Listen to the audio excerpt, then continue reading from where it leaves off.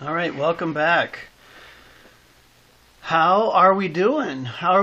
This is a new topic today about volume of solids now using revolution. Okay, before we had volumes of solids, but we had a fixed cross section. For example, we had, still have my models out, we had a square cross section. We had a triangular cross-section. We had strange shapes that those might form, but whatever we did, we just had to find the volume of that by finding the area of each of those cross-sections and then using calculus to accumulate a bunch of those areas from limits of integration from here to here. This time we have a revolution idea. So I've got some visuals to kind of get started, and it's really too bad that we're not here in person to show. Let's start with this one. If I pretend that this marker is an axis, let's say it's an x-axis, and I'm revolving this shape around, and if I were able to revolve this around fast enough, wouldn't it create a cylinder, right? Because you've got this amount here is revolving around, this around here is revolving, but if we were to spin this around the x-axis, or we could even spin it around the y-axis and have that revolution go around and create a solid, okay? Well, I've got other shapes that may be a little more interesting. Let's try this one here, where this one looks like a triangle that I'm revolving around an axis. So if I revolve that around an axis, you might say, yeah, that would form, and pretend it's, remember, my axis has dimension here. It's kind of chunky because I didn't have anything of 0 dimension. That's okay. But if we revolve that around and pretend that we don't have this chunk here as an issue, that would probably make a cone. Okay, and we could use geometry to find the volume of a cylinder or volume of a cone. That's no biggie. But what about something crazy like this?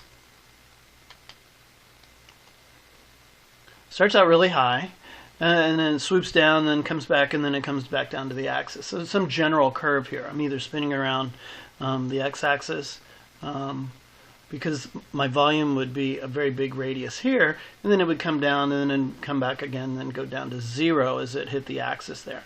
Or it could be revolving around this axis too.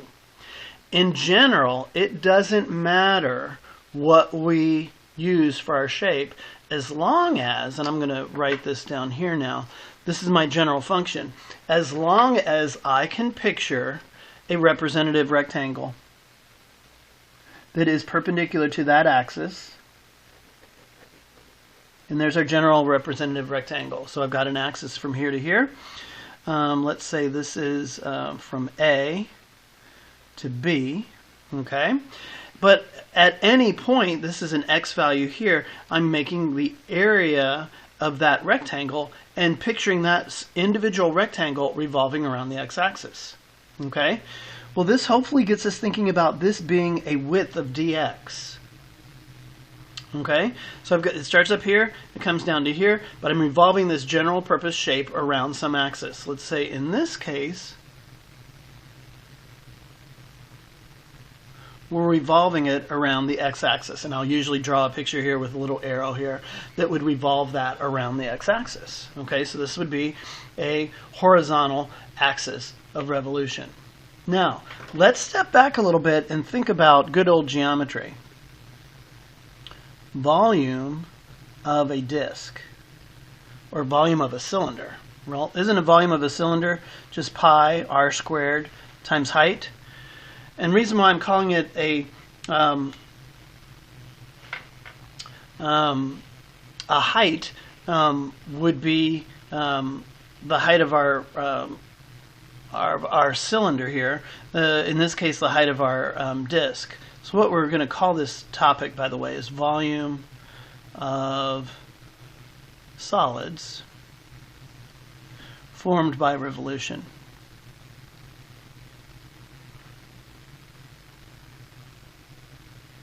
Okay, so good old, in fact I can probably draw,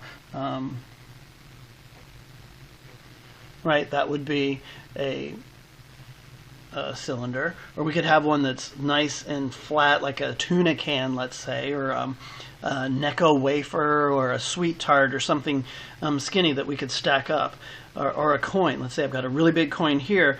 This is just the radius of it. It spins all the way around like I was showing you before. I took it off and then glued it onto my piece of paper here. But we've got that.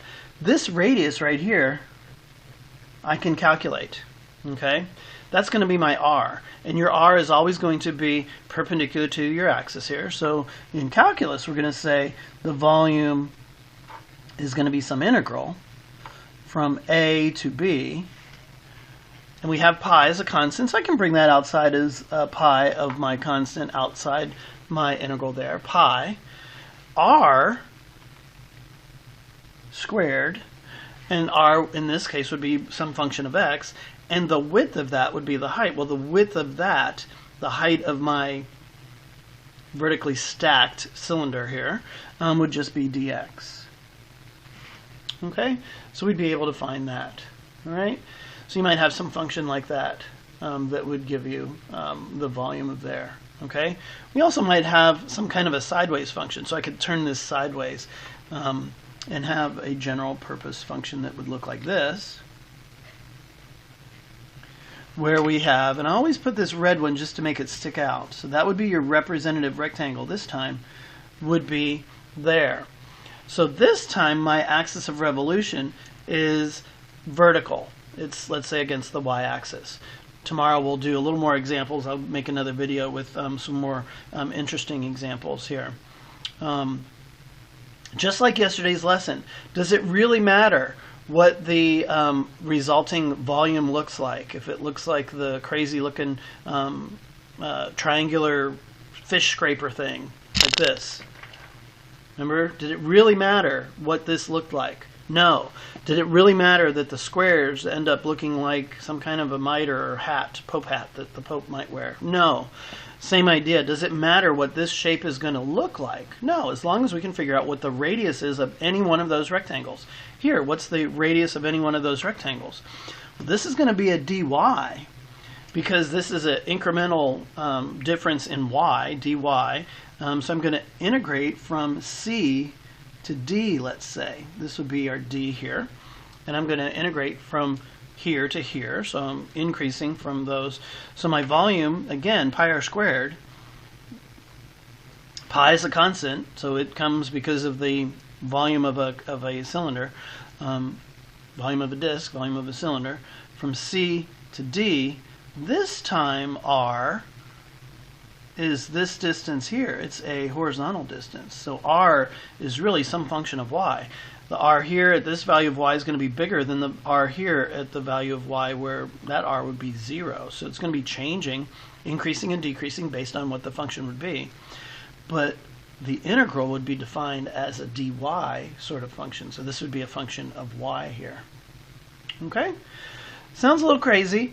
I think it sounds kind of interesting, so maybe a little challenging. Let's do some examples, and I think you'll see where we're going. Here's one. Find the volume of a solid.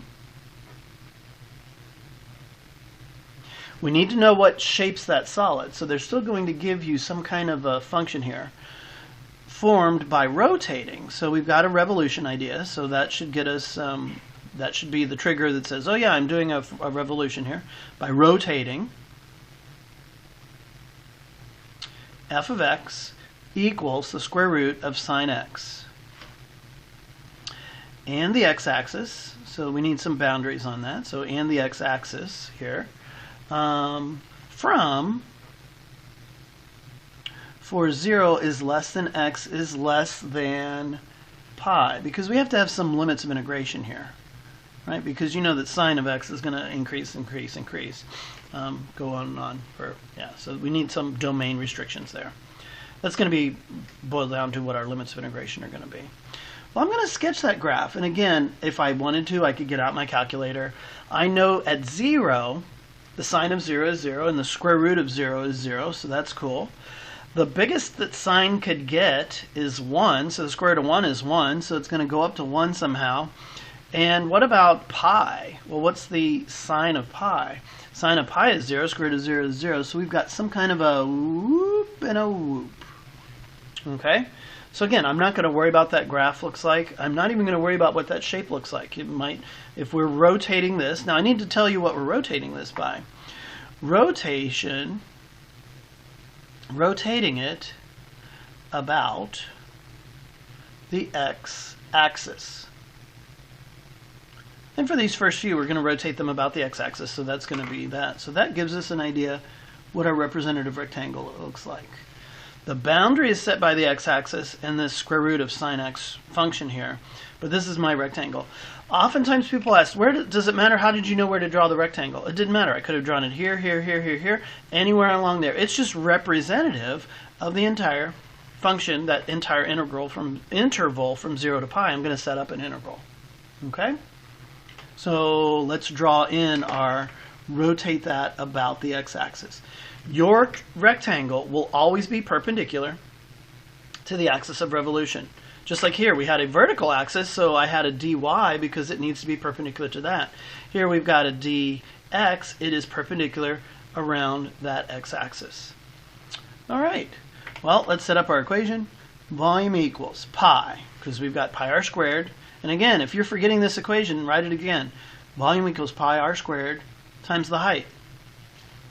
Picture that as a mid-sized piece of candy, I don't know, a coin. You're stacking up a bunch of these coins. This, the 3D version of this might be like a Australian rules football, since we don't have American rules football on TV now, an Australian rules football, or a rugby ball, or a lemon drop if you like those, or some kind of a piece of candy. I don't know. So you've got that, okay? My limits of integration are next. So I've got my integrals line. That was given in the problem. It's either going to tell you or it's going to say between the roots or between where the intercepts are, that kind of thing. So you've got that from 0 to pi. Now you have to figure out what r is. And this I usually write over here on the side. Well, what is r? R is that height right there. If you remember top minus bottom, and if you don't, that's what we learned when we thought about the area between two curves. So the top of my r, of my representative rectangle, is going to be my square root of sine of x minus the bottom of that is 0. And in this case, you want to check, later it'll make sense, that that representative rectangle goes all the way to our axis of revolution, and it does. So there's no hole in that. This is a solid. There's no hole drilled out in the middle. So I could rewrite that as r equals square root of sine x. Well, I'm going to put that in my equation, r squared sine x squared dx. Now, if I were to clean that up, I hope this is one that we could do. Pi times integral from 0 to pi of the square root of sine squared, square root squared is just sine of x. What's the antiderivative?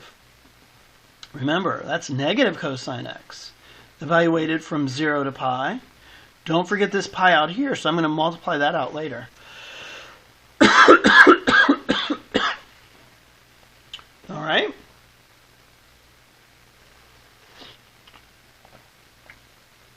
Once you set that up, you're going to say pi, from that one there, times the negative cosine of pi minus the negative cosine of 0. All those negative signs can be confusing, I agree, but the cosine of pi is negative 1. So negative 1 is pi times 1 minus minus. Well, what's the cosine of minus minus makes it plus? What's the cosine of 0? 1. The answer is 2 pi. That's the volume of that shape, bounded by the square root of sine x on the top, the x-axis on the bottom, and revolving that around. Again, if you picture that, we'd have like a semicircle revolving around. Okay? Again, don't make these hard. Don't make these hard. These don't need to be hard. And really, the ultimate picture doesn't matter what the thing looks like. I just tried to describe those so you can see that this indeed is spinning around. The radius here is really small. The radius here is 1. It's going back to small. Let calculus worry about all of that. That's what we're accumulating. Okay? Let's try another.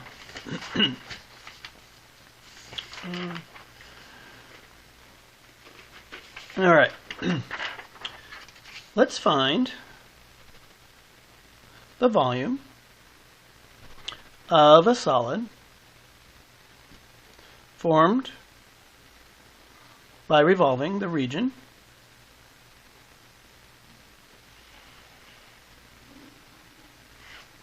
bounded by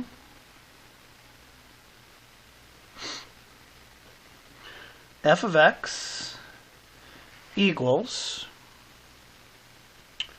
2 minus x squared, and g of x equals 1 about the line y equals 1. Okay? So I'm going to sketch this graph first. We've got a graph 2 minus x squared, so that's some kind of a shifted up to 2 but facing downward graph there.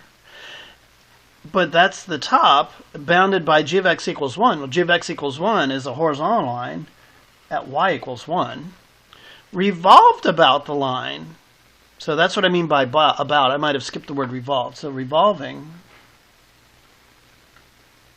about the line y equals 1. So this is our axis of revolution right here. This is my representative rectangle. I could have done it here, I could have done it here, I could have done it here, but I know that from here to here is where I will need to find my limits of integration. And then I'd revolve that little sliver around. Maybe this looks like an American rules football. Okay? So that would be something like that we could see there. All right? Well, the first thing I need to find is my points of intersection. So let's work on that. I hope you would be able to do this. You could use a calculator, but 2 minus x squared equals 1. Add that over there, add that over there. X squared equals 1. X equals plus or minus 1. X equals plus or minus 1. So we should be able to solve for that. So I've got the volume now of what? Pi from -1 to 1 of what? Well, it's the top. So let's figure out what our r is. Let's put that work right here. R equals what? The top of that radius, because it touches my axis of revolution, so that's good. But the top of my radius is the curve. Well, what's the equation of the curve? 2 minus x squared. What about the bottom of my radius? This one I do need to think about that, don't I? Because it's not going all the way to the x-axis. It's not that entire thing from here to here. It's just the entire, that little sliver from the curve down to the line y equals 1. So I'm going to subtract that minus 1. Okay? So you'd have, combined like terms, you get 1 minus x squared. So that's my r squared. 1 minus x squared. Square all that. Dx. Now, I noticed that I did this on one of the answer keys, so I wanted to throw this in there, especially if you had a multiple choice kind of question they might throw in, or a quiz question that I might throw in too. Would this be the same if I wrote this? I'm going to change this from pi to 2 pi. I'm not changing this, but I am changing my limits of integration to be 0 to 1. Well, why is that true? Why is that true? The whole volume from -1 to 1, even though it doesn't look exactly drawn correctly, I mean, if you want to get out your calculator, you can do it. But if I were to do it just from 0 to 1, wouldn't symmetry be on our side and make it a lot easier? In fact, isn't 0 a great number to plug into this? Because I'd have to plug that in. Okay, so that's an idea. So that would be another way to set that problem up. Okay, now before you get going, I can't just do u substitution, right? Because if I said u equals 1 minus x squared, I'd have a minus 2x for my du. I don't. Okay, so I'm going to expand that out. So my volume equals pi. I'll do the 2 pi from 0 to 1. Not from -1 to 1, because I really like plugging in 0. That makes it easy. 1 minus 2x squared plus x to the 4th. Okay? That's all dx. And I hope now we're starting to appreciate more and more how important this is dx, because this is an incremental sliver of rectangle with dx, but I'm revolving that to find a cylinder here, a cylinder here, a cylinder here, a cylinder here, as we add up from -1 to 1, or 2 times that from 0 to 1 because of symmetry. All right, 2 pi. Antiderivative of that is x. Antiderivative of that, well, that's going to be what? Minus 2/3 x to the third plus 1/5 x to the fifth from 0 to 1. Now you can see why I really like that. Okay? Because I'm going to say, well, that's easy. I've got 2 pi times, plugging in a 1, minus 2/3 plus 1/5 minus 0. Plug in 0, 0, 0, all that, that's nice. Okay? So 2 times all of that, you should be able to get this to be 16 pi over 15. Okay? Get a common denominator and you get 16 pi over 15. Okay? Questions? So this is interesting. It's going to take a time or two to try, so you're going to have to practice some of these problems. Let's do another problem, but this time I'm going to introduce this and we'll add some more examples tomorrow. This we're going to call what we just did the disk method. Okay? The disk method, because there's no hole. What I'm going to add now is the word washer method. And this applies when there is a hole in your volume,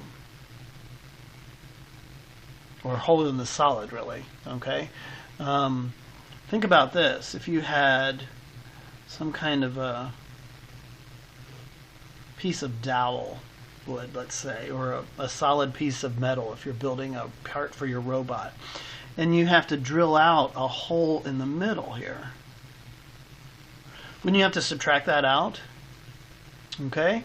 So instead of worrying about what that looks like, I'm just going to say, okay, we've got some general function here and some general function here. And if I'm revolving that from A to B,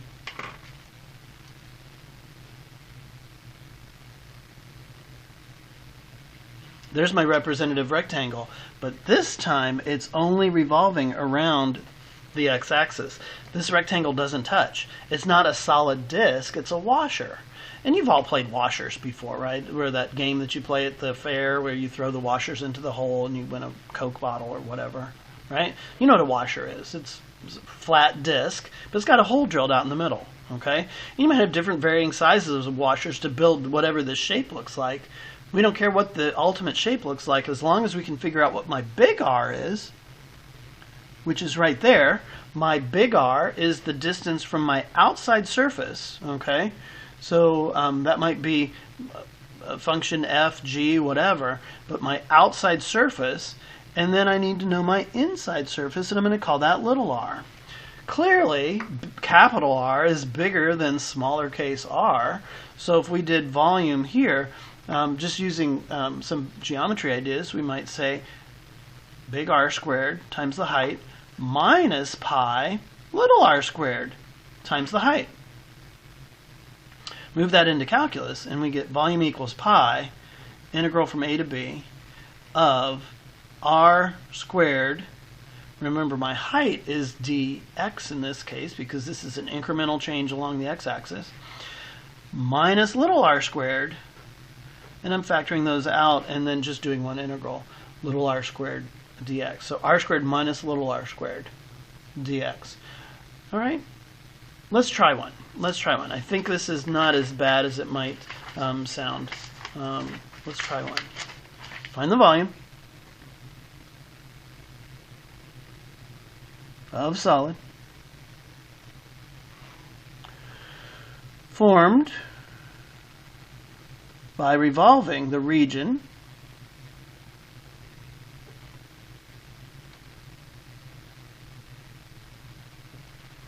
y equals square root of x, or the region bounded by, let's say, y equals square root of x, y equals x squared, about the x-axis. Okay, so y equals square root of x. I know I'm only going to be in the first quadrant, so that looks like the square root function, something like that. It goes up and then it starts to taper off. And I'm kind of exaggerated that shape. Y equals x squared. Well, that's a parabola, but in this part, it's only going to be this part here. So this is our x squared function. This is the square root of x function. About the x-axis. So there's my axis of revolution. Here's my representative rectangle. This has got to be inside the solid that we're revolving. Okay, that's why it stopped there. Okay, because this is the region, that's my region boundaries. Square root of x on the top, x squared on the bottom. Where are those going to intersect? Well, isn't that going to intersect here at 0? And isn't this the point 1, 1? So that gives us our limits of integration from 0 to 1. Okay? And you could set those two equal to each other if you're not sure how I found that. But I bet you'd be okay. We're not subtracting this minus this and then squaring it. We have to say big R squared. It's as if we had two, but we're just combining them into one integral. So my volume equals the integral from 0 to 1. Don't forget pi because we're revolving. Big R squared is actually that. This is my big R right there. It's my outside surface. It's the bigger radius, and it doesn't change from here to here. That's why one representative rectangle. Little r starts out teeny and goes up to 1 as the numbers increase, but little r is that inside surface. So big R is actually square root. Usually we think of square root function being smaller. From 0 to 1, you're taking the square root of fraction, so it's going to be bigger. Minus little r squared, which is x squared. Don't forget we need to square it, though. Then finally, put in your dx. All right? We could clean this up. And we get the pi times integral from 0 to 1. What's the square root of x squared? X. Minus, what is that squared? Well, that's going to be x to the 4th dx. And I would probably say you're probably going to use your calculator at this point. I mean, it's not hard. You could do this one, right? 0, and it makes it easy. But don't forget, you'll have your calculator. So make sure that you know how to use your calculator. Green window, function integral, 0 to 1. Let's slide that up so I can see and not have glare on the calculator here at the same time. Of x minus x to the 4th dx. Now some of you are saying, but you forgot to put in the pi in there. Well, I actually didn't forget to put in the pi. I'm going to remember pi, but I'm going to go ahead and find this part because I know pi is not a rational number. I might be lucky and get a rational number here. That's a pretty rational number here, right? Because if you're not sure what that is, 3/10 is your answer. But don't forget pi in your final answer, 3 pi over 10. Okay, so using your calculator, would be okay. This is just gross to me, 0.3 pi, ooh, gross. I mean, this is almost worse than having your dirty decimal answer. If you need to have that times pi, so just put it in times pi, this would be better, 3 decimal places, 0.942. This clearly is the best answer. 0.3 is wrong because you forgot pi. So I left off pi intentionally. If I try to math frac this number here, we all know that that's not going to math frac, right? Because pi is an irrational function. Okay? So you've got that. So yes, you can use your calculators. Traditionally, this would be a setup, but do not integrate. This year's test, this won't be on the test because this is one of the topics that they've had to streamline to not have, to try to take advantage of the material that you should have learned while you were still in school. I want to make sure that you're good to go for next year, so we're going to cover it anyways. I'm going to do some more examples tomorrow. I've got some worksheets that I'll be posting too, and then we'll be taking a quick quiz on this end of the week just to see how we're doing. The main 3 topics that we've learned again are area between two curves. We did that last week. We started on the volumes formed by cross sections, and now we're doing volumes with revolving a region around an x-axis or a y-axis. Tomorrow I'll do a little more interesting examples where it's not just the x-axis, the y-axis, but it might be a vertical line or horizontal line like that second example we did. Alrighty, any questions, please send me a message or let me know. Again, as always, I hope everybody's doing well, and stay tuned for more information. I know one thing that you probably have seen the information about is the grading guidelines have come through from the district. We are giving one grade each week. It's all going to be one type, so all daily grades is what I'm going to do. So I need to go back and fix the grade book. This might change some of your strategies, because a lot of times students will use the discovery method and kind of blow off the quiz, because in an AP class, daily grades are only worth 20% of the grade anyways. If you nailed the test and did really well, you could do very well on the overall grade to kind of get you in college mode. That's not going to work for this one, because we're going to get one grade each week, and they're all going to be weighted the same. I'm going to show school-appropriate love and compassion and all of that good stuff, so not to worry. Your grades shouldn't hurt, but you got to take every quiz as if that's the last thing we're doing on that topic, okay? We are wrapping up the new material, and we'll be gearing up for using the review. At this point, my plan is to use AP Classroom. So way back at the beginning of the year, we signed up for the AP test and got everybody registered in AP Classroom. I've opened up the free response questions for the first few modules, and takes you all the way back to limits, and then taking derivatives, and then understanding chain rule and power rule and all of those. That's probably more like the kinds of questions that you're going to see. So look back at those. It's going to be kind of at your own pace. I'm going to finish up these lessons here, but this is the end of the new material, and now we're going to focus on review. So if you want to start looking at those, you can do that. All right? Take care. I hope everything's doing well. Let somebody know if you need something, and I will talk to you soon.